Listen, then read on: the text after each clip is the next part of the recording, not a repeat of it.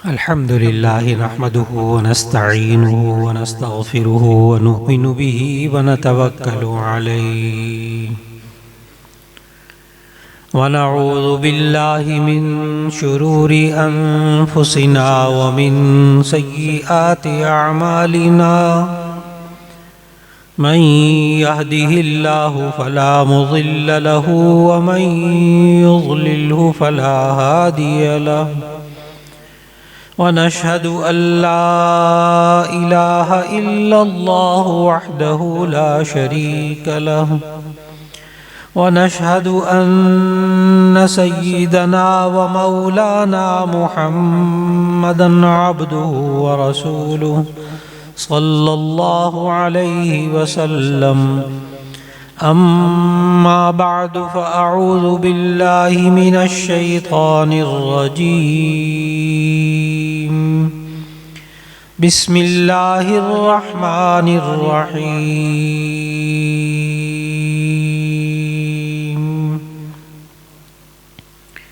या इबादियल्लज़ीना अस्रफ़ू अला अन्फुसिहिम ला तक़नतू मिन रहमतिल्लाह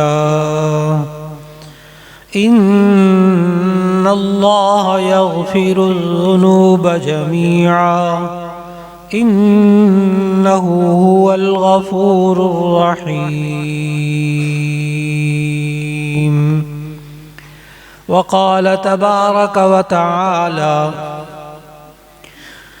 मन अमिल सालिहन मिन ज़करिन औ उन्सा व हुवा मुमिनुन फलनुहयियन्नहु हयातन तय्यिबह वलनजज़ियन्नहुम अजरहुम बिअहसनि मा कानू यअमलून। सदक़ल्लाहुल अज़ीम।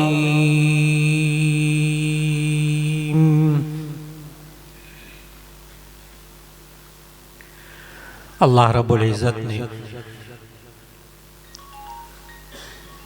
आप सब हज़रात को आज इन हुफ़ाज़ बच्चों के कुरान मजीद की तकमील हो रही है, उसकी दुआ या तक़रीब में शिरकत की तौफ़ीक़ अता फ़रमाई।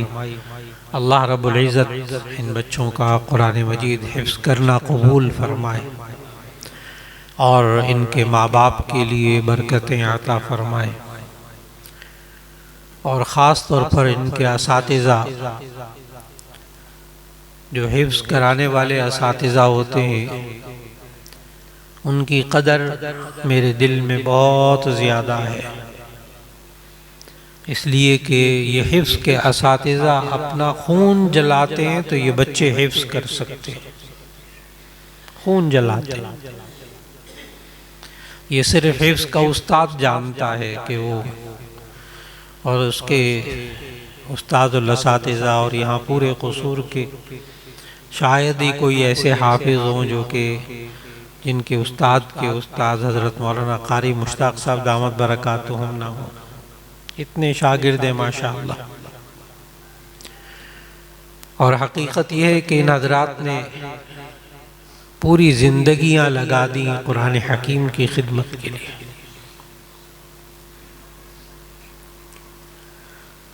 अभी मुझे बता रहे थे कि मेरे ख़ानदान के एक हिस्से में मुझे मालूम हुआ कि इनमें कुरान पढ़े हुए मुझसे नहीं हैं। कहते मैंने उनको भी दावत दी कि ये भी मुझसे कुरान पढ़ लें। मैंने बताया ना कि जिस शख्स की सारी ज़िंदगी कुरान और सुन्नत की खिदमत में लग जाए, अल्लाह रब्बुल इज़्ज़त हज़रत क़ारी साहब की उम्र में बरकत नसीब फरमाए, उनकी सारी काविशों को अल्लाह कबूल फरमा ले।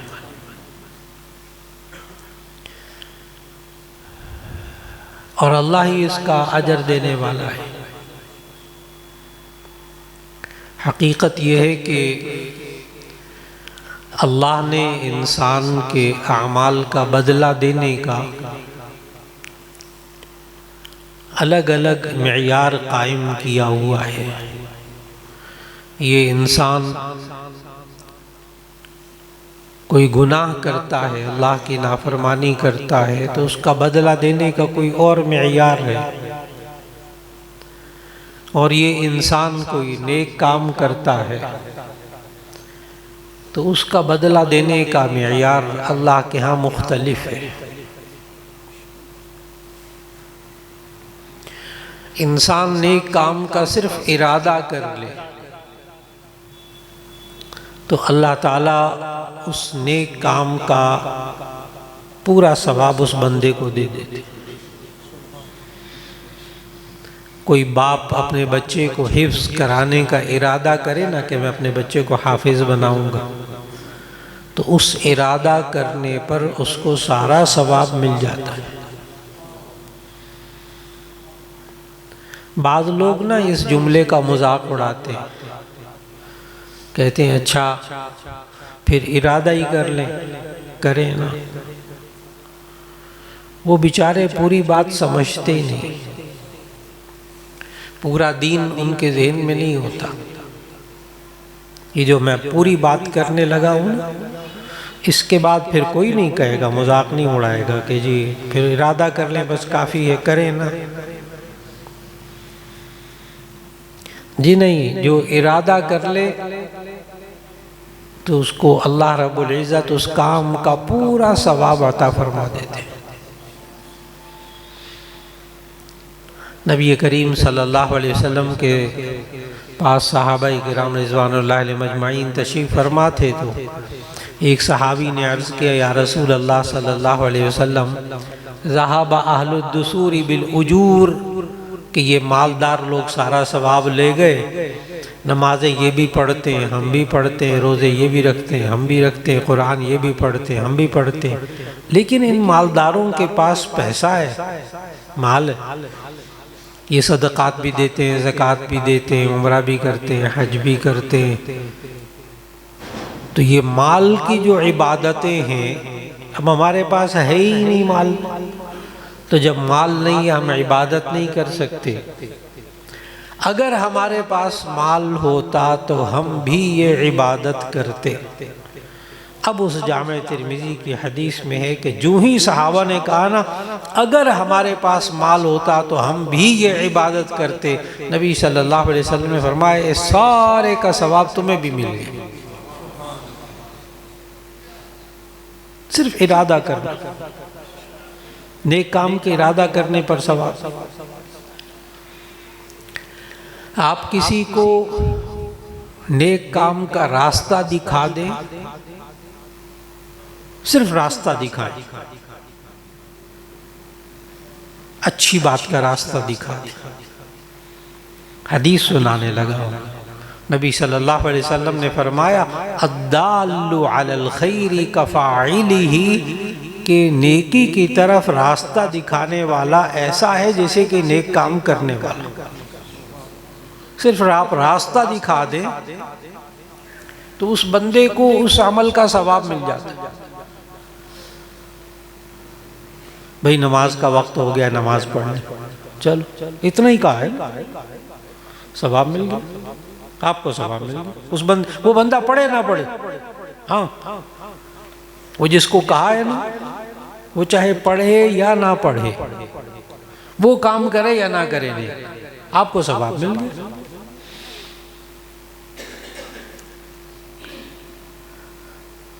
क्या कोई बंदा नेक काम खुद ना कर रहा हो तो दूसरों को वो नेक काम करने का कह सकता है? ये एक सवाल है। अगर कोई खुद बंदा नमाज ना पढ़ रहा हो, भाई नमाज पढ़ा करो,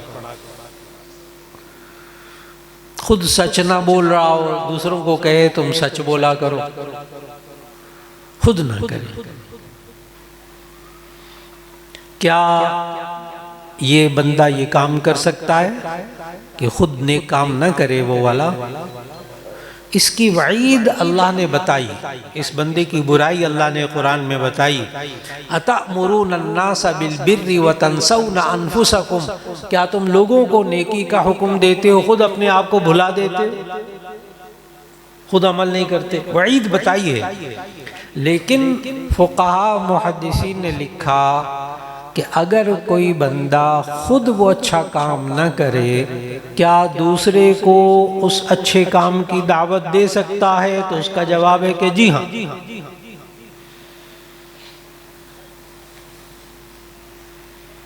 खुद नमाज नहीं पढ़ता, दूसरों को कहता है आप नमाज पढ़ा करें अच्छा पाबंदी से,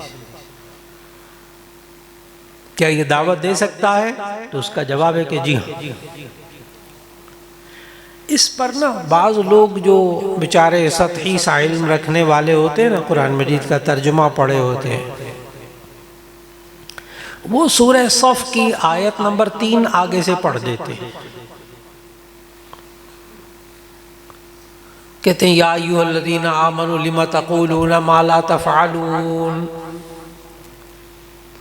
लिमा तक़ूलूना मा ला तफ़अलून, आप क्यों कहते वो बात जो करते नहीं?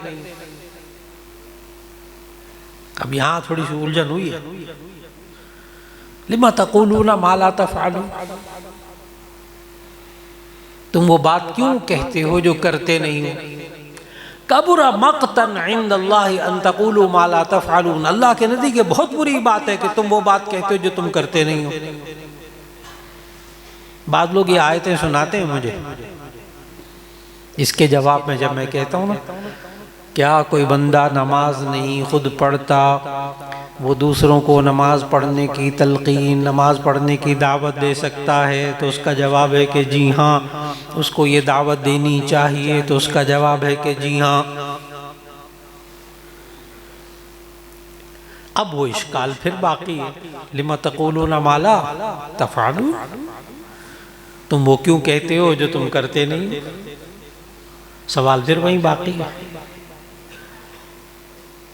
चुनांचे इस आयत की तफसीर में शेखुल हदीस व तफसीर जामे अशरफिया हज़रत मौलाना मोहम्मद इदरीस कांधलवी रहमहुल्लाह ने अपनी तफसीर मारिफुल कुरान में इसका जवाब दिया कि ये आयत दावा के बारे में है, दावत के बारे में नहीं है। जवाब मुकम्मल हुआ। अब मैं इस जवाब को खोलने लगा हूँ। बाद लोग कहते हैं आप जब खुद नहीं करते तो दूसरों को क्यों कहते, नेकी का रास्ता क्यों दिखाते? वो चुप करा देते हैं। तो हज़रत मौलाना मोहम्मद इदरीस कांधलवी रहमहुल्लाह ने मारिफुल कुरान में लिखा कि ये आयत दावा के बारे में है, दावत के बारे में नहीं है। लिमा तक़ूलूना मा ला तफ़अलून, तुम वो क्यों दावा करते हो जो तुम करते नहीं हो?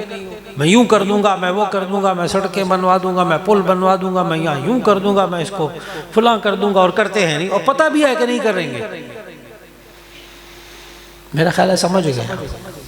मैं अमूमन सियासी गुफ्तगू नहीं करता, लेकिन आप समझ गए, मुस्कुराने लग गए ना सारे। ये दावा से मुताल्लिक है, मैं ये करूंगा, मैं वो कर दूंगा, मैं यूं कर दूंगा, हालांकि उनको खुद पता होता है होगा भी नहीं और करना भी नहीं है। ये दावा से मुताल्लिक, दावत से मुताल्लिक नहीं है।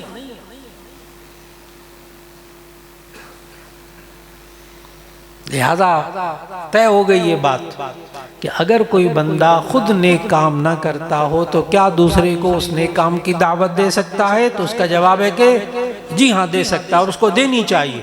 क्योंकि फुक़हा मुहद्दिसीन उलमा ने लिखा कि अगर वो खुद नमाज नहीं पढ़ता और कहता है नमाज पढ़ा करो, नमाज पढ़ा करो, इसको इंशाअल्लाह अल्लाह नमाज पढ़ने की तौफीक दे देगा। इस दावत के नतीजे में अल्लाह नमाज पढ़ने की तौफीक दे देगा। तो ये आयत के खिलाफ नहीं है। तो इंसान नेक काम का इरादा कर ले तो उसको सवाब मिल जाता है। इंसान नेक काम का रास्ता दिखा दे उस पर सवाब मिल जाता है। अब अगली बात, जब ये इंसान नेक काम कर लेता है फिर पता है क्या होता है? आयत पढ़ने लगा हूँ, मन जाअ बिल हसनति फलहु अशरु अमसालिहा, जो बंदा एक नेक काम कर लेता है अल्लाह उसको 10 नेक कामों के बराबर सवाब देता है। अब बात हुई है पूरी। इरादा कर लें तो एक काम का सवाब, और जब कर ले उसको फिर कितना, फिर 10 का सवाब। अब समझ में आया कि नहीं आया? इसलिए मजाक नहीं उड़ाना चाहिए। अच्छा फिर ठीक है, इरादा कर लें, बस करे ना, तो उसका जवाब अल्लाह के बंदे इरादा तो कर ले, सवाब तो मिलेगा। मैं अपने बच्चे को हाफिज बनाऊंगा इंशाअल्लाह, इरादा कर ले, सवाब मिल गया। और जब बच्चा हिफ्ज कर लेगा फिर इसके बाद हर हर्फ के बदले में 10 नेकी। आपको मालूम, आप 5 नमाजें पढ़ते हैं दिन में, अल्लाह आपको कितनी नमाजों का सवाब देता है? 50। अभी रमज़ान आने वाला है ना, नबी सल्लल्लाहु अलैहि वसल्लम 2 महीने पहले दुआ मांगना शुरू कर देते हैं, अल्लाहुम्मा बारिक लना फी रजब व शाबान व बल्लिगना रमज़ान। 2 महीने पहले, यानी रमज़ान का इस्तिक़बाल 2 महीने पहले। तो रमज़ान के बाद शव्वाल के रोज़े भी रखते हैं, 6 रोज़े शव्वाल में रखते हैं। तो उसके बारे में बाद लोग ये हदीस बयान करते हैं कि जो शख्स शव्वाल के 6 रोज़े रखता है तो उसको सारा साल रोज़े रखने का सवाब मिलता है। आपने भी हदीस सुनी है? तो बाद लोग उलझते हैं, कहते हैं मौलाना रमज़ान के बारे में तो आप ऐसी हदीसें नहीं सुनाते, शव्वाल के 6 रोज़ों के बारे में ये हदीसें सुनाते। बाद लोग वहाँ भी उलझते हैं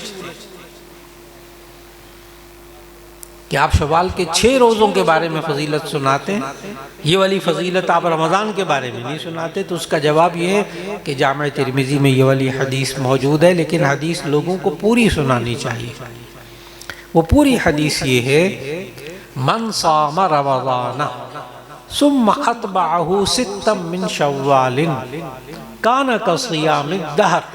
जो बंदा रमज़ान के रोज़े रखे फिर उसके साथ 6 रोज़े मिलाकर रखे, गोया कि वो सारा साल रोज़ा रखता रहा। अब ये सारा साल कैसे हुआ? अब बात को मैं इसलिए आसान कर रहा हूँ ताकि बच्चे भी समझें। माशाल्लाह इतने सारे बच्चे बैठे हुए हैं, वो भी समझें इस बात को कि जो शख्स रमज़ान के रोज़े रखे फिर उसके साथ 6 रोज़े रखे, गोया कि सारा साल सवाब मिले, सारा साल रोज़े रखता रहा। इसलिए कि शेखुल हदीस मौलाना ज़करिया साहब रहमहुल्लाह ने फ़ज़ाइल रमज़ान में ये जवाब दिया है इस हदीस का कि ये क्या बात हुई कि रमज़ान के रोज़े रखे फिर 6 रोज़े रखे, उसको सारा साल का सवाब मिलता है। उन्होंने वहाँ यही आयत लिखी है, मन जाअ बिल हसनति फलहु अशरु अमसालिहा। जो बंदा एक नेक काम कर चुकता है, कर लेता है, तो अल्लाह ताला उसको 10 नेक कामों के बराबर सवाब देता है। ठीक 30 रोज़े रमज़ान के रखे तो कितना सवाब मिला? बच्चे हिसाब बताएंगे मुझे। 30 रोज़े, हर रोज़े के बदले में 10 रोज़ों का सवाब, तो 30 रोज़ों का सवाब कितने रोज़ों का मिला? 300 रोज़े। ठीक हो गए?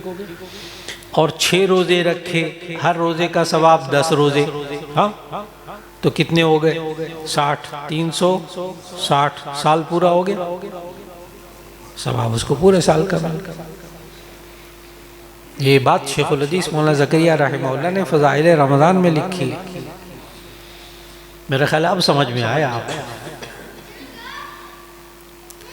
तो अल्लाह नेक कामों के बारे में इस तरह सवाब देता है, और जब अल्लाह गुनाह के बारे में बदला देने लगता है ना, फिर अजीब बात है। नेक काम का इरादा कर ले तो नेक काम का सवाब मिल जाता है, ठीक।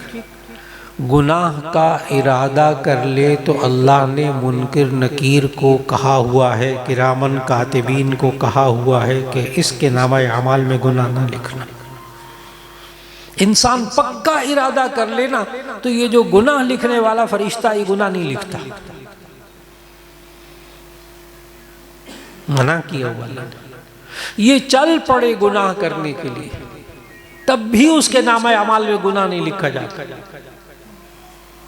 ये गुनाह करने के लिए असबाब इख्तियार कर ले, सबब इख्तियार कर ले, तब भी इसके नामा अमाल में गुनाह नहीं लिखा जाता। और अगर गुनाह की जगह पहुंच जाए, गुनाह की जगह पहुंच जाए कोशिश करके, और वहां से वापस पलट आए, गुनाह ना करे, तो अल्लाह का वली बन जाता है। कितने औलिया अल्लाह है जो गुनाह के बिल्कुल करीब गए और वहां से वापस पलटे और अल्लाह के वली बन गए। औलिया अल्लाह की सीरत पढ़े। अच्छा, अगर बिलफर्ज उससे गुनाह हो जाए तो ऐसी सूरत के अंदर, अब मैं आयत, उसी आयत का जिसमें ना एक अमल पे 10 नेकियों का सवाब मिलता है, उसी आयत को मैं पूरा करने लगा हूँ। मन आमिला सालिहम मन जा बिल हसनति फलहु अशरु अमसालिहा, जो बंदा नेक काम करे उसको 10 नेकियों का सवाब मिलता है। वमन जा बिस्सय्यति फला युज्जा इल्ला मिस्लहा वहुम ला युज़लमून, अगर इस बंदे से गुनाह हो जाए तो इसके नामा अमाल में एक गुनाह लिखा जाता है। कमाल है कि नहीं? मैंने शुरू में बात क्या की थी, नेक आमाल का बदला देने का अल्लाह के यहाँ कुछ और मेयार है, और गुनाह का बदला देने का मेयार अल्लाह के यहाँ कुछ और है, बिल्कुल मुख्तलिफ। और वो जो एक गुनाह हो जाता है, उस एक गुनाह को भी धोने के लिए अल्लाह ने बेशुमार बहाने रखे हैं इस बंदे के गुनाह को माफ करने के लिए।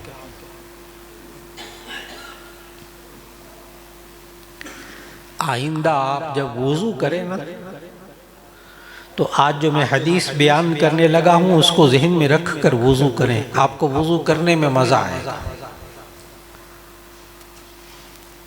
जामे तिरमिजी के दूसरे बाब की हदीस है, शुरू में कि नबी सल्लल्लाहु अलैहि वसल्लम ने फरमाया, जब बंदा वुजू करता है तो हाथ धोता है ना, तो उसके हाथों के गुनाह माफ हो जाते हैं। खरजत मिन यदिही कुल्लु खतीअतिन बतशतहा, उसके हाथों से हर वो गुनाह निकल जाता है धुल कर जो उसने हाथों से किया होता है। जब ये चेहरा धोता है, मुंह धोता है, तो इसकी आंखों के गुनाह कुल्ली करता है, जुबान के गुनाह इसके मुआफ हो जाते हैं। ये इंसान सर का मसाह करता है तो सर के गुनाह मुआफ हो जाते हैं, बुरे ख्यालात, ये वो इधर उधर, अल्लाह सब अल्लाह मुआफ कर देता है। ये पाँव धोता है तो इसके पाँव के गुनाह मुआफ हो जाते हैं। आखिर में लिखा है वहाँ हदीस में कि नबी सल्लल्लाहु अलैहि वसल्लम ने फरमाया, ये गुनाह, ये जब वुज़ू करके फारिग होता है ना, तो हत्ता यखरुज नक़िय्यम मिनज़्ज़ुनूबी, यहाँ तक कि वो गुनाहों से पाक हो चुका होता है। अभी सिर्फ क्या किया है, वुज़ू। तो मैंने कहा आइंदा जब वुज़ू करें ना तो सोच समझ कर वुज़ू करें कि आपके साथ होता क्या है, होता क्या है। सच्चे नबी सल्लल्लाहु अलैहि वसल्लम फरमाया। लेकिन ये जो वुज़ू करके नमाज पढ़ के मस्जिद की तरफ चलकर जो गुनाह मुआफ होते हैं, ये है गुनाह सगीरा, ये है गुनाह सगीरा, छोटे गुनाह। एक होते हैं बड़े गुनाह। बाद लोग ना मुझे उलझाते हैं, कहते हैं मौलाना ये आप ये क्यों बयान करते हैं, छोटे गुनाह बड़े गुनाह, ये साइज क्यों बताते हैं, गुनाह गुनाह होता है, ये आप साइज क्यों बताते हैं, छोटा गुनाह बड़ा गुनाह। मैं उनको फिर कहता हूँ, समझाता हूँ, ये साइज मैं नहीं बता रहा, ये अल्लाह ने साइज बताए हैं छोटे बड़े। इन तजतनिबू कबाइर मा तुनहौना अन्हु नुकफ्फिर अन्कुम सय्यिआतिकुम, अगर तुम बड़े बड़े गुनाहों से बचोगे तो छोटे छोटे गुनाह वैसे माफ कर देते, वुज़ू करके माफ करो। तो ये गुनाह कबीरा गुनाह सगीरा ये उलमा की तकसीम नहीं है, ये किसी मुफस्सिर ने नहीं लिखा, अच्छा किसी फ़कीह ने नहीं छोटे बड़े साइज के गुनाह बनाए। ये किसने कहा, अल्लाह ने कहा। इसलिए गुनाह दो किस्म के, एक गुनाह सगीरा, एक गुनाह कबीरा।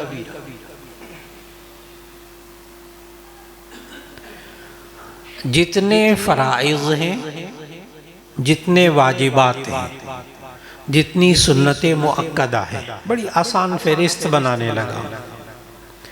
जितने फराइज़ हैं, जितने वाजिबात हैं, जितनी सुन्नतें मुअक्कदा है, उनको छोड़ना गुनाह कबीरा।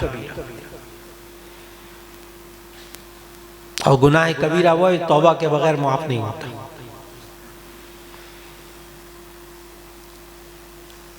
और जितने हराम काम हैं और मकरूह तहरीमी हैं उनको करना भी गुनाह कबीरा। फहरिस्त मुकम्मल हो गई, गुनाह कबीरा की फहरिस्त मुकम्मल हो गई। गुनाह कबीरा तौबा के बगैर मुआफ नहीं होते।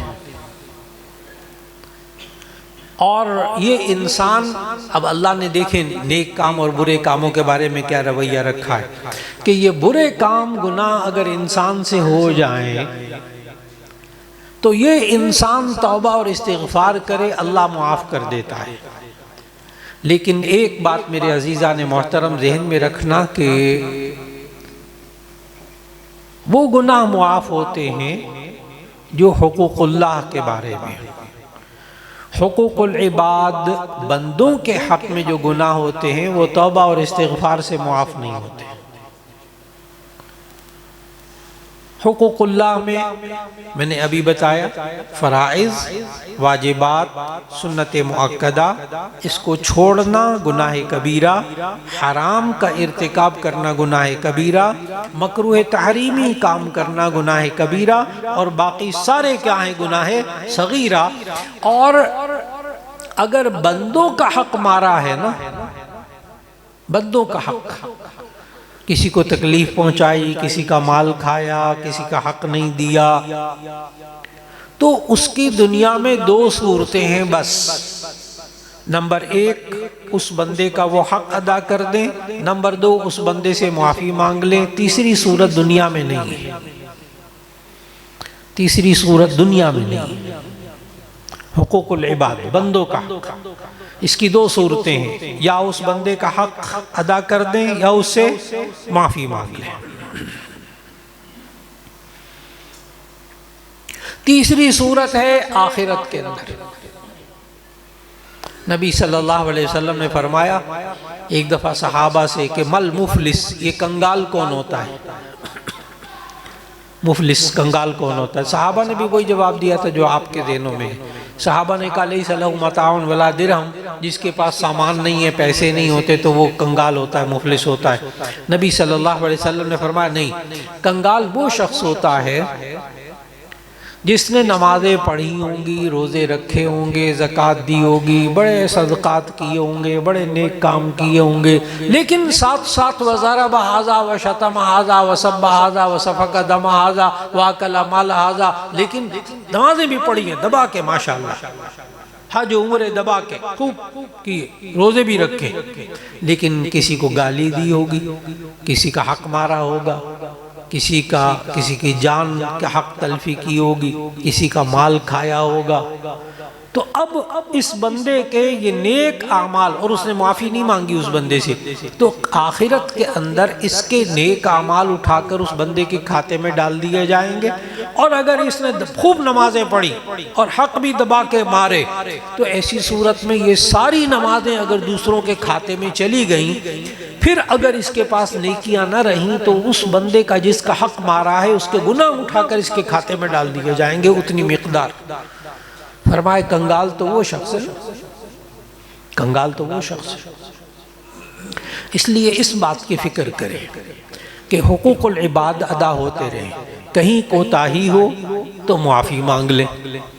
अच्छा, अगर तो पैसों का मामलात का है, पैसे हैं, ज़मीन है, जायदाद है, फलां है, वो तो या आप हक अदा कर दें या उसे माफ़ी मांग लें। लेकिन अगर आपने किसी को दुख दिया, किसी को बुरा भला कहा, किसी की गीबत की, वो बेचारा बड़ा परेशान हुआ, बाद में आपने उससे माफ़ी मांगी, वो माफ़ ना करे, अब ये वाली सूरत, बस औकात बंदा किसी को तकलीफ़ पहुंचाता है, बाद में कहता है मुझे माफ़ कर दे, वो आगे कहता है दफ़ा हो जा, मैंने माफ़ नहीं करना। वो आगे से क्या कहता है, मैंने माफ़ नहीं करना, चला जा। अब ये बंदा क्या करे? अब बड़े गौर से, मैं बड़ी नाजुक बात कहने लगा हूँ, बड़े गौर से सुननी है। अगर किसी बंदे के हक़ में कोताही हो जाए, ये बंदा उससे माफ़ी मांगे, अगला मुआफ़ न करे, तो जामे तिर्मिज़ी की हदीस सुनाने लगा हूँ कि नबी सल्लल्लाहु अलैहि वसल्लम ने फरमाया, जो बंदा दूसरे से माफ़ी मांग ले बंदे के हक़ के बारे में और वो बंदा मुआफ़ न करे, तो ये मुआफ़ी मांगने वाला अल्लाह के नज़दीक बरी ज़िम्मा हो गया। बहुत अजीब बात बता रहा हूं। किसी को बुरा भला कहा, लेकिन बाद में माफ़ी मांगी आपने उससे, उसने कहा मैंने माफ़ नहीं करना, आप जाए अपना काम कर। ठीक, आप अल्लाह के नज़दीक बरी ज़िम्मा हो गए। क्यों? आपने अल्लाह की बात को माना और उससे जाकर माफ़ी मांगी, आप बरी ज़िम्मा हो गए। अब उसका मामला अल्लाह पर है। लेकिन इससे आज मेरे बयान से कोई गलत फ़ायदा ना उठाए कि किसी ने 1 लाख रुपया देना था दूसरे का, तो मौलाना सबक पढ़ा के गए हैं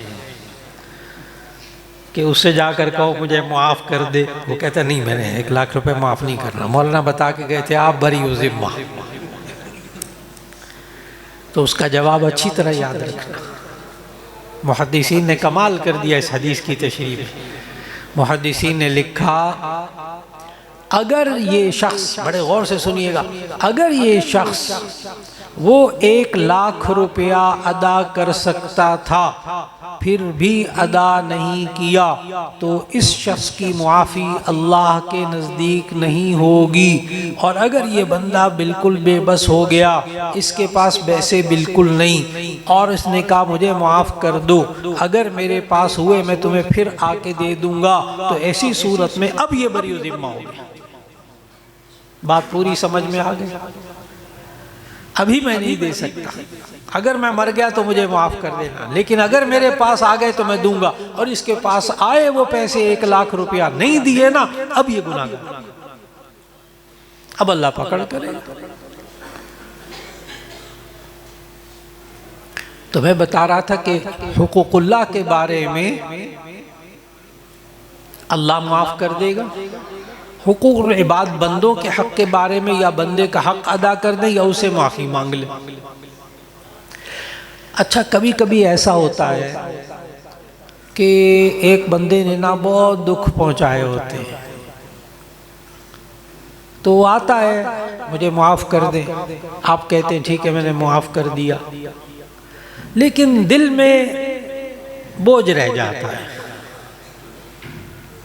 क्या इस पर पकड़ होगी कि नहीं, ये एक सवाल है।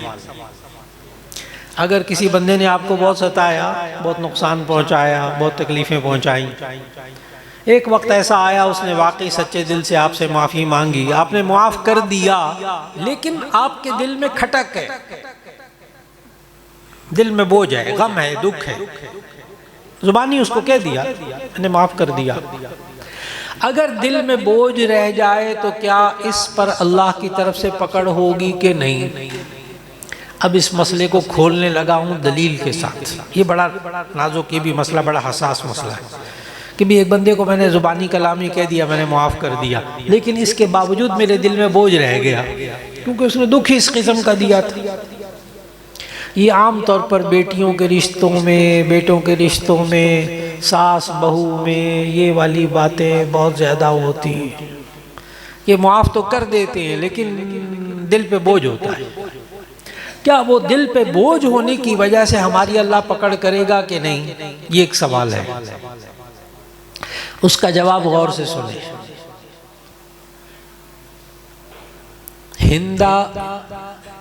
हिंदा अबू सुफियान की बीवी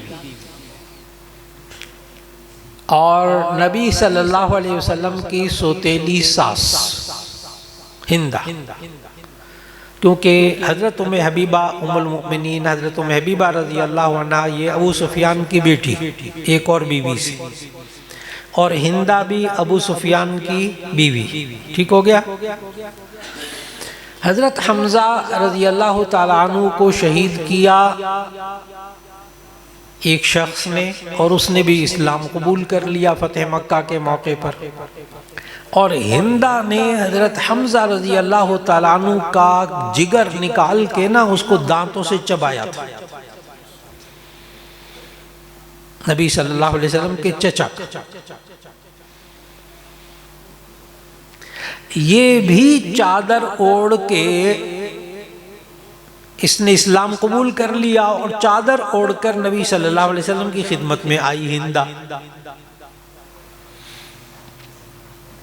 माफ़ी मांगी, नबी सल्लल्लाहु अलैहि वसल्लम ने उस हबशी को भी मुआफ़ कर दिया जिसने आपके चचा को शहीद किया, और जिसने कलेजा चबाया हिंदा उसको भी मुआफ़ कर दिया। और पता है क्या कहा?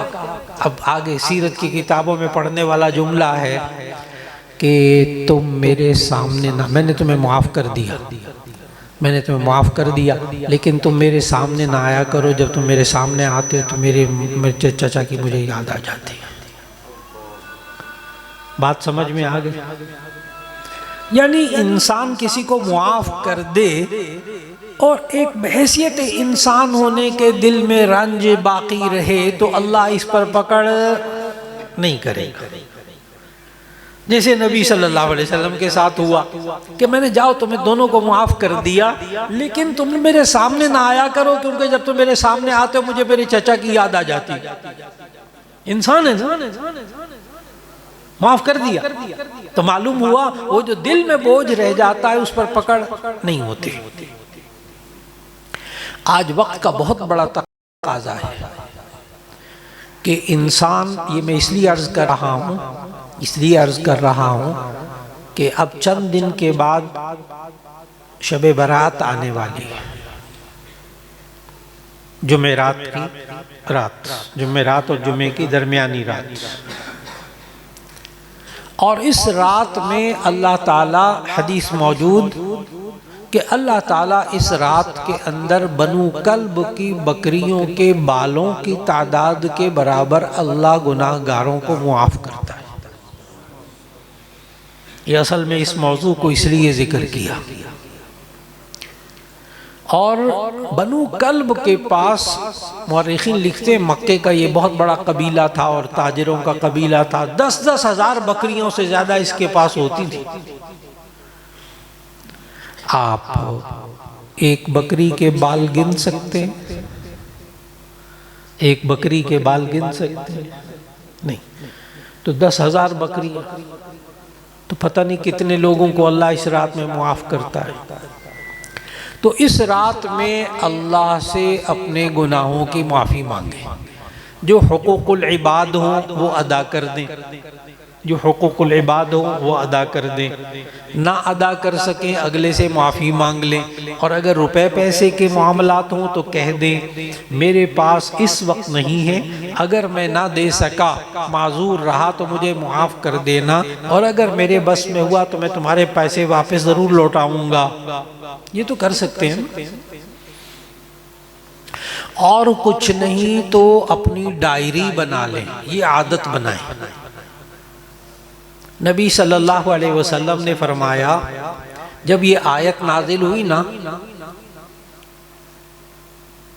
कुतिबा अलैकुम इज़ा हज़रा अहदकुमुल मौत इन तरका खैरनिल वसियतु लिल वालिदैनि वल अक़रबीन बिल मारूफ, कि मरने से पहले हर शख्स पर वसीयत लिखना फ़र्ज़ था कि मेरे मरने के बाद माँ बाप को कितना मिलेगा, बहन भाइयों को कितना मिलेगा, फलां को कितना मिलेगा, ये वसीयत लिखना फ़र्ज़ था। इस आयत की वजह से जब आयत मीरास यानी सूरह निसा की आयत नंबर 11, 12, 13 नाजिल हुई तो आयत मीरा वो यूसीकुमुल्लाह वाला रुकू जहाँ जाकर मौत आती, हाफिज़ों को मौत आती, समझते हैं? यानी यूसीकुमुल्लाह में ना असल में मुतशाबिहात बढ़े हैं ना, वो मुश्किल लगता है ना हाफिज़ को। बता दूँ ये मेरे लिए भी यही है। अच्छा, मैं भी हाफिज़ हूँ, सबसे मुश्किल मेरे भी यही होता था। जिस दिन तरावी के अंदर यूसीकुमुल्लाह वाला रुकू खैरियत से गुजर जाता था, उस दिन मैं बड़े ठंडे ठंडे सांस लेता था। तो ये हाफिज़ों की कैफियत बता रहा हूँ। तो जब यूसीकुमुल्लाह वाला रुकू नाजिल हुआ, वसीयत के अंदर 12 ज़वील फुरूज़ किस किस का क्या हिस्सा है, जब ये नाजिल हो गए तो वसीयत का हुक्म मनसूख हो गया। अब वसीयत नहीं कर सकते, सिर्फ 1/3 के अंदर वसीयत कर सकते हैं, 1/3 माल के अंदर, कि मेरे मरने के बाद इतना माल दे देना, ये 1/3 के अंदर वसीयत जायज़ है। लेकिन नबी सल्लल्लाहु अलैहि वसल्लम ने फरमाया कि किसी मोमिन को नहीं चाहिए कि 2 रातें गुजरें इल्ला व वसीयतुहु मकतूबतुन इंदहु, मगर ये कि वसीयत उसके पास लिखी हुई हो।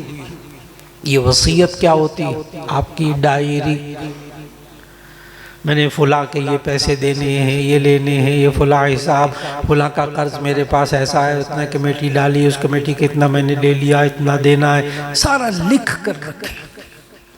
यही वसीयत, बस और क्या है वसीयत? सारा हिसाब किताब हमेशा लिखने की आदत डाले। बिलफर्ज जिंदगी से बंदा गुजर जाए तो वो डायरी में सब कुछ लिखा होगा, तो वो रसा इंशाल्लाह दे ही देंगे, हक दे देंगे।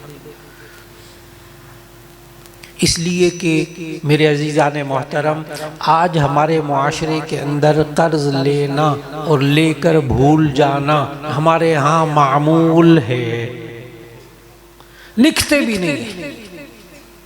और अगर कोई पैसे लेने हो आपने, तो अगर कहीं के लिख ले भाई, थोड़ा सा कोई लिखत पढ़त कर ले, कह रहे इतने गैर हो गए हैं, इतने गैर हो गए, 500 रुपया लिया, 1000 रुपया लिया, लाख रुपया क्या चीज़ है? क्यों लिखने की क्या ज़रूरत है? भाइयों वाली बात कर। यही दुश्मनियों की वजह है। इंसान कर्ज ले हमेशा लिखे, ये अल्लाह का हुक्म है। सूरह बकरा के अंदर, या अय्युहल्लज़ीना आमनू इज़ा तदायनतुम बिदैनिन इला अजलिन मुसम्मन फक्तुबूहु, ए ईमान वालो, जो तुम आपस में लेन देन का मामला करो तो लिख लिया करो। जो बंदा लेन देन का मामला लिखता है, लोग उस पर एतमाद करते हैं। अच्छी तरह याद रखें। और ये कर्ज का लेन देन, आज मैं बात कर रहा हूँ शब बारात में किस किस की मग़फ़िरत होगी। नबी सल्लल्लाहु अलैहि वसल्लम ने फरमाया, युग़फ़रु लिश्शहीदी कुल्लु ज़म्बिन इल्ला दैनु, शहीद का शहादत की वजह से हर गुनाह माफ़ हो जाता है सवाए कर्ज के। क्यों? हक, बंदे का हक है ना, उसने अपनी जान लगा दी अल्लाह के रास्ते में, सारे गुनाह उसके माफ हो गए, लेकिन कर्ज माफ नहीं होगा, वो देना पड़ेगा। आप हैरान होंगे, ये मैं इसलिए अर्ज कर रहा हूँ कि आज ये वाला मामला, कर्ज के लेन देन वाला मामला बड़ा पेचीदा हो गया है, जिसकी वजह से मुआशरे में बड़ी फूट पड़ रही है, बड़ा नुकसान हो रहा है, रिश्तों का नुकसान हो रहा है, दोस्तों का नुकसान हो रहा है, भाइयों का नुकसान हो रहा है, सिर्फ ना लिखने की वजह से और कर्ज की अदायगी की फिक्र ना करने की वजह से। ये तौबा और इस्तिग़फ़ार से माफ नहीं होगा। कर्ज तौबा और इस्तिग़फ़ार से माफ नहीं होता।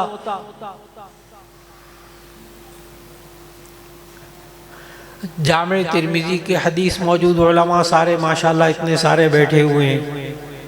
जामे तिरमिज़ी में हदीस मौजूद कि नबी सल्लल्लाहु अलैहि वसल्लम जब किसी सहाबी का जनाजा आता था तो पूछते थे, इसके ज़िम्मे कर्ज तो नहीं?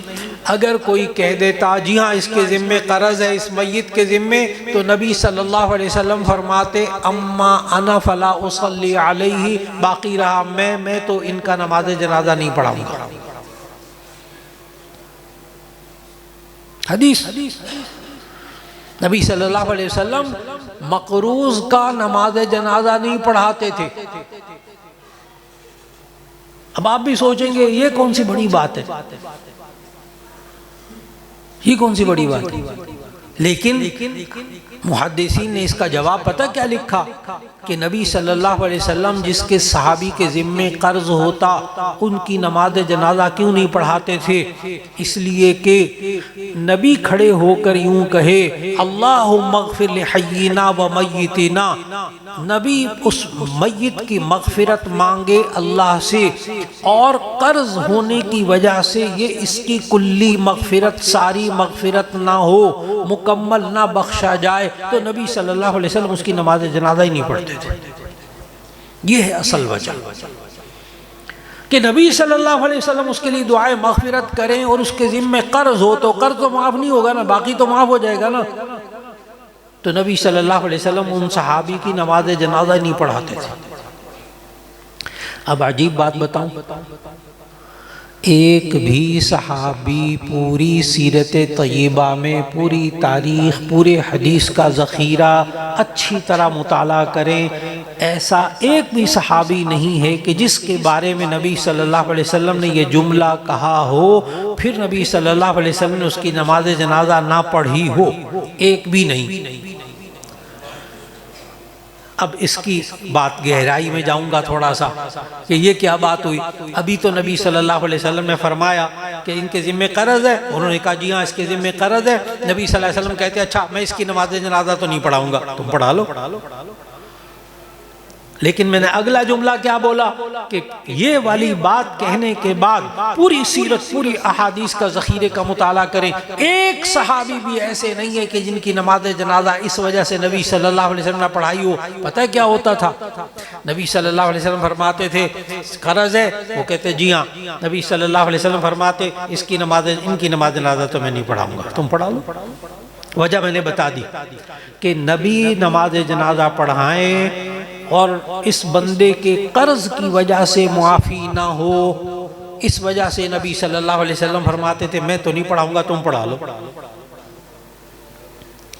और होता क्या था कि जब नबी सल्लल्लाहु अलैहि वसल्लम फरमाते थे मैं नमाज जनाजा नहीं पढ़ाऊंगा इनकी, सहाबा पता आगे से क्या कहते, या रसूल अल्लाह अब हम इसका कर्ज अदा करेंगे, आप नमाज जनाजा पढ़ा दें। नबी सल्लल्लाहु अलैहि वसल्लम को फिर भी तसल्ली नहीं होती थी। अहादीस की किताबों में हदीस के आगे फिर जुमले हैं कि नबी सल्लल्लाहु अलैहि वसल्लम फरमाते थे वफ़ाअन, यानी तुम पूरा पूरा कर्ज अदा करोगे इसका। सहाबा कहते जी हम पूरा पूरा अदा करेंगे। नबी सल्लल्लाहु अलैहि वसल्लम कहते आओ मैं पढ़ाता हूँ नमाज जनाजा। और फिर नबी सल्लल्लाहु अलैहि वसल्लम ने पढ़ाई नमाज जनाजा, लेकिन समझाया कि तौबा और इस्तिग़फ़ार से कर्ज मुआफ़ नहीं होते। दूसरों का हक, बंदों का हक तौबा और इस्तिग़फ़ार से मुआफ़ नहीं होता। इसलिए शब बरात से पहले पहले, शब का माना रात, बरात का माना बरी होना, कि अल्लाह इस रात के अंदर से बहुत से गुनाहगारों को मुआफ़ करता है, लेकिन जिन्होंने बंदों के हक मारे होते हैं अल्लाह उनको मुआफ़ नहीं करता। वो कहते हैं पहले बंदों के हक माफ़ करो, या उनका हक अदा करो, या उनसे माफ़ी मांगो। एक तो हुकूकुल इबाद की फिक्र करें, और फिर उसके साथ साथ क्या इंसान से बहुत ज़्यादा गुनाह हो गए हों, बड़े बड़े गुनाह हो गए हों, तो क्या वो भी तौबा और इस्तिग़फ़ार से मुआफ़ हो जाते हैं? अब इसका जवाब आखिर में देने लगा हूँ, बड़े गौर से सुनिएगा। सबसे बड़ा गुनाह कुरान मजीद में जिस चीज़ का अल्लाह ने जिक्र किया वो है शिर्क। सबसे बड़ा गुनाह इन्ना शिर्क लज़ुल्मुन अज़ीम, शिर्क बहुत बड़ा जुल्म। और यहाँ तक अल्लाह ने कहा इन्नल्लाह ला यग़फ़िरु अन युशरका बिही व यग़फ़िरु मा दून ज़ालिका लिमन यशा, अल्लाह मुशरिक को नहीं बख्शेगा, बाकी हर एक को बख्श देगा। ठीक, सबसे बड़ा गुनाह। लेकिन इस आयत की तफसीर पढ़ें, हर मुफस्सिर ने लिखा है, और से सुने, इन्नल्लाह ला यग़फ़िरु अन युशरका बिही व यग़फ़िरु मा दून ज़ालिका लिमन यशा, अल्लाह मुशरिक को नहीं बख्शेगा, बाकी हर एक को बख्श देगा। ये तब है जबकि शिर्क की हालत में उसकी मौत हुई हो। अगर जिंदगी में ये शिर्क से भी तौबा करे अल्लाह वो भी माफ़ कर देगा। और बड़ा संभल कर एक हसास मिसाल देने लगा हूँ कि अगर ज़िंदगी में बंदा शिर्क से भी तौबा करे अल्लाह उसे भी मुआफ़ कर देता है। वो मुआफ़ कब नहीं करेगा? जब मरेगा शिर्क की हालत में, फिर अल्लाह मुआफ़ नहीं करेगा। और अगर ज़िंदगी की हालत में कोई बंदा शिर्क से तौबा कर ले तो अल्लाह उसको भी मुआफ़ कर देता है। बड़ी हसास मिसाल दे रहा हूँ। कितने सहाबाए किराम हैं जो मुशरिकीन मक्का में से थे, खुली बात है। कितने सहाबा थे जो पहले क्या थे? मुशरिकीन मक्का में से थे। जब तौबा कर ली रज़ी अल्लाहु अन्हुम व रज़ू अन्हु, 50-50 साल, 60 साल, 90 साल के शिर्क को अल्लाह ने मुआफ़ कर दिया। पता है ये 90 साल क्यों कहा? हज़रत सलमान फ़ारसी रज़ी अल्लाह तआला अन्हु ने इस्लाम कबूल किया था 90 साल की उम्र। फिर 150 साल की उम्र तक कम से कम जिंदा रहे, यानी इस्लाम कबूल करने के बाद भी 60 साल जिंदा रहे। तो किस तरह अल्लाह गफूर रहीम है, कितना बख्शने वाला, निहायत रहम करने वाला है। इसलिए अब हम क्या करें, ये आने वाली जुमेरात शब बारात के अंदर 13 फरवरी, और वो दूसरी कौन सी तारीख होगी, 14 होगी, एक दिन आगे जा रहा है। हाँ, तो जुमेरात और जुमे की दरमियानी रात खूब अल्लाह से तौबा और इस्तिग़फ़ार करें। और नबी करीम सल्लल्लाहु अलैहि वसल्लम ने, सुनन अबी दाऊद की हदीस है, नबी सल्लल्लाहु अलैहि वसल्लम ने चंद कलिमात सिखाए, बड़ी तवज्जो से वो सुने, उलमा से सीख भी लें। बाकी बहुत सारे हजरात को वो कलिमात आते हैं। उस हदीस में ये है कि जो बंदा 5 मरतबा या 7 मरतबा ये कलिमात कह ले तो अल्लाह उस बंदे के गुनाह अगर मिस्ल ज़बदिल बहर, समुंदर के झाग के बराबर भी गुनाह हो तो अल्लाह माफ़ कर देगा। और वो अल्फाज अक्सर को याद है, मेरे साथ एक दफ़ा पढ़ लीजिएगा ताकि याद हो जाए। अस्तग़फिरुल्लाह अल्लज़ी ला इलाहा इल्ला हुवल हय्युल क़य्यूम व अतूबु इलैहि। कितनी मरतबा पढ़ा आपने? एक मरतबा। फिर पढ़ दूँ, अस्तग़फिरुल्लाह अल्लज़ी ला इलाहा इल्ला हुवल हय्युल क़य्यूम व अतूबु इलैहि। कितनी मरतबा हो गया? कोई ज़ुबान खाली ना रहे, आज कोई ज़ुबान खाली ना रहे, चुप किसी ने नहीं करना, दिल में नहीं पढ़ना, ज़ुबान से पढ़ कहना है। अब तीसरी मरतबा, अस्तग़फिरुल्लाह अल्लज़ी ला इलाहा इल्ला हुवल हय्युल क़य्यूम व अतूबु इलैहि। कितनी मरतबा हो गया? चौथी मरतबा, अस्तग़फिरुल्लाह अल्लज़ी ला इलाहा इल्ला हुवल हय्युल क़य्यूम व अतूबु इलैहि। अब कितनी वो मरतबा? पांचवी मरतबा पढ़ ले, अस्तग़फिरुल्लाह अल्लज़ी ला इलाहा इल्ला हुवल हय्युल क़य्यूम व अतूबु इलैहि। आपने कितनी मरतबा पढ़ा? और सच्चे नबी सल्लल्लाहु अलैहि वसल्लम ने सुनन अबी दाऊद की हदीस में फरमाया, जो 5 मरतबा या 7 मरतबा इस कलिमे को पढ़ ले, उसके समुंदर के झाग के बराबर भी गुनाह हो तो वो क्या हो जाते हैं? मुआफ़ हो जाते हैं। हज़रत फरमा रहे हैं 2 मरतबा और, अस्तग़फिरुल्लाह अल्लज़ी ला इलाहा इल्ला हुवल हय्युल क़य्यूम व अतूबु इलैहि। 7वीं मरतबा, अस्तग़फिरुल्लाह अल्लज़ी ला इलाहा इल्ला हुवल हय्युल क़य्यूम व अतूबु इलैहि।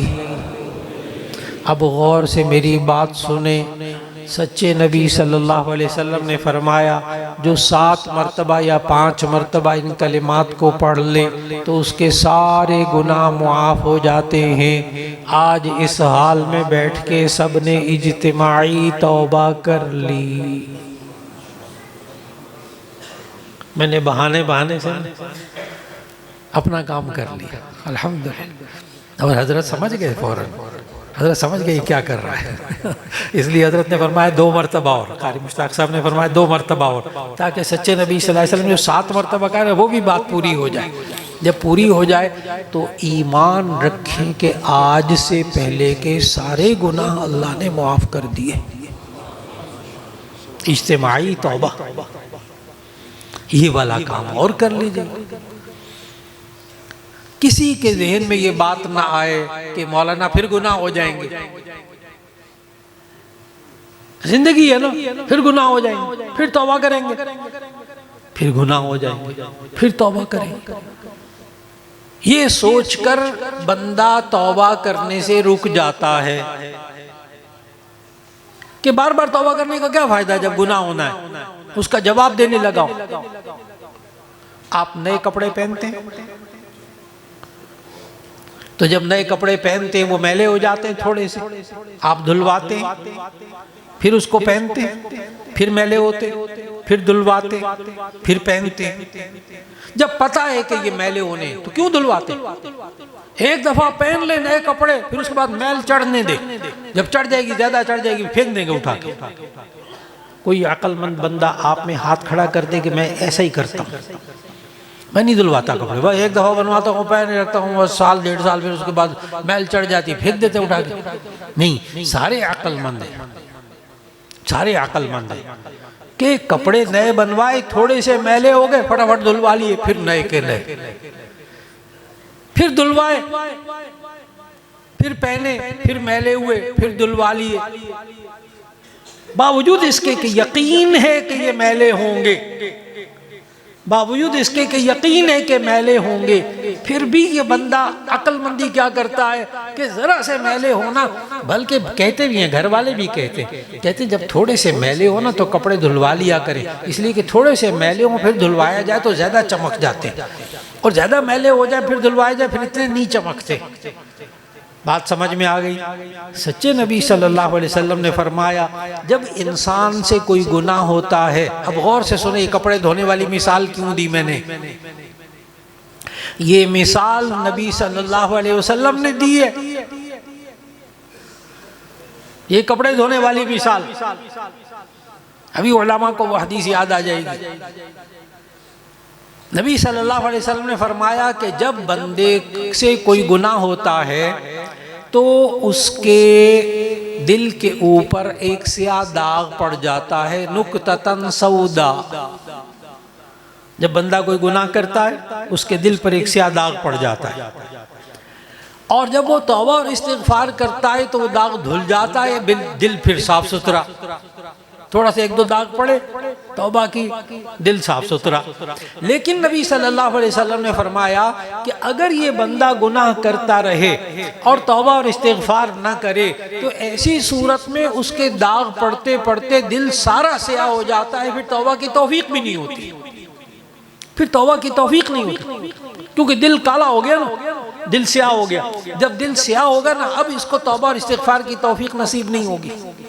ये बड़ी खतरनाक बात है। अब मैंने वो कपड़े धोने वाली मिसाल क्यों दी, गौर से सुने। वो दुआ है असल में जो नबी सल्लल्लाहु अलैहि वसल्लम ने समझाई, कपड़े धोने वाली। अल्लाहुम्मा नक्की क़ल्बी अनिल ख़ताया व ज़ुनूब कमा युनक्का सौबुल अब्यज़ु मिनद दनस। ए अल्लाह, नक्की क़ल्बी मिनल ख़ताया व ज़ुनूब, ए अल्लाह मेरे दिल को गुनाहों से, गलतियों से इस तरह धो दे, कमा युनक्का सौबुल अब्यज़ु मिनद दनस, जैसे कि सफ़ेद कपड़ा मैल कुचैल से पाक हो जाता है धोने से। मैंने कहा ना, कपड़ों की मिसाल किसने दी? नबी सल्लल्लाहु अलैहि वसल्लम। ए अल्लाह मेरे दिल को इस तरह साफ कर दे जैसे एक कपड़ा, मैला कपड़ा वो धोने से साफ हो जाता है, कमा युनक्का सौबुल अब्यज़ु मिनद दनस, जैसे कि सफ़ेद कपड़ा धोने से पाक हो जाता है। ए अल्लाह मेरे दिल को पाक कर दे, मेरे दिल को साफ कर दे, जितने भी गुनाह होंगे अल्लाह माफ़ कर देगा।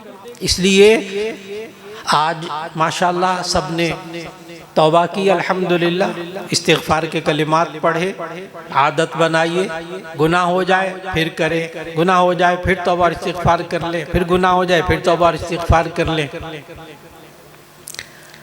लाहौर में एक बहुत बड़े हार्ट सर्जन है, दिल के सर्जन बहुत बड़े।